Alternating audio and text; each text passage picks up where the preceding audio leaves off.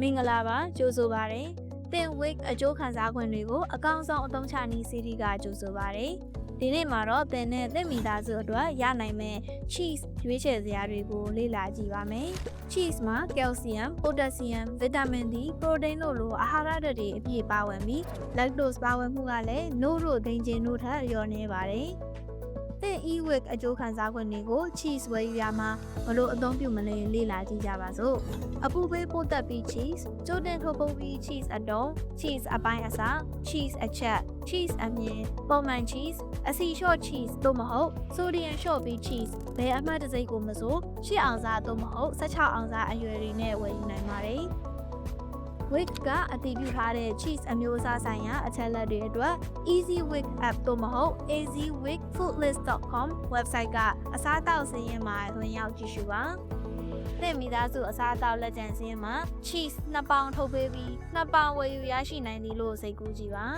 16အောင်စားရှိတဲ့ချစ်ပြီးသား cheese အပိုင်းအစားတစ်ထုပ်နဲ့ cheese အမြင်တစ်ထုပ်ပေါင်2ထုပ်ဝယ်ယူနိုင်သလို8အောင်စားရှိတဲ့ cheese အချက်2ထုပ်နဲ့16အောင်စားရှိတဲ့ cheese အတုံးတစ်ထုပ်ကိုပေါင်းပြီးဝယ်ယူ၍လည်းရပါတယ်။သမတ်ပမာဏနဲ့ကိုင်းညီနေတဲ့၍အမျိုးမျိုးပေါင်းဆက်ဝယ်ယူနိုင်ပါတယ်။သင်အစားအသောက်စီးရင်လက်ကျန်စီးရင်ကို e-week ကလက်ကျန်အပိုင်းအောက်က easy week app မှာကြည့်နိုင်ပါတယ်။ရရှိနိုင်တဲ့အောင်စားတွေကိုသင်ဈေးဝယ်တဲ့အခါမှာ update လုပ်ပေးသွားပါမယ်။ cheese က package တိုင်းမှာမပါဝင်တာကြောင့်သင်အစားအသောက်လက်ကျန်ဆက်ခုချင်းစီရဲ့စီးရင်ကိုသင်မိသားစုလက်ကျန်စီးရင်အကျဉ်းချုပ်သို့မဟုတ် easy week app တွင်စစ်ဆေးကြည့်နိုင်ပါတယ်။ဒီအချက်လက်တွေကသင်ဈေးဝယ်အတွေ့အကြုံကိုပုံမကောင်းမွန်စေဖို့မျှော်လင့်ပါတယ်။ဈေးဝယ်ရင်အစားအသောက်ပစ္စည်းတွေအကြောင်းမြင်မြန်လိုပါက Arizona Wick Shoppers Helpline 1866 929 8393တို့အားမနာပဲဆက်သွယ်ပါသို့မဟုတ် Easy Wick Shoppers Helpline